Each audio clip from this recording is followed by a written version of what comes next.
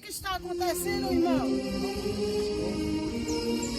Dor, sofrimento, não tenho mais ânimo de viver, eu estou pensando em minha própria vida, não tenho mais vontade de estar nesse mundo, nada é bom, ninguém me ama, ninguém liga pra mim, eu vou desistir, eu vou pular daquela ponte, daquela casa, onde é que eu tenho um carro, eu vou me jogar, não quero mais estar aqui nesse mundo. Levanta, irmão. Ele não quer que você faça isso com a sua vida.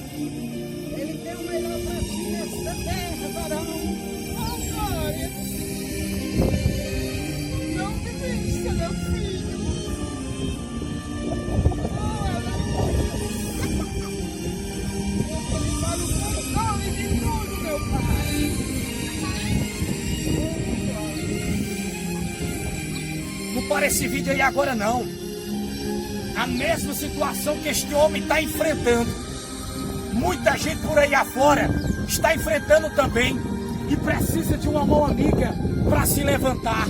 Lembre-se, muita gente na hora da situação não vai estar do seu lado, mas Deus vai usar pessoas, assim como Deus usou ela para levantar este homem. E esse homem está de pé, passou por tudo, mas Deus enviou uma pessoa e levantou ele, e está aí ele, abençoado. Levanta a mão e dá glória.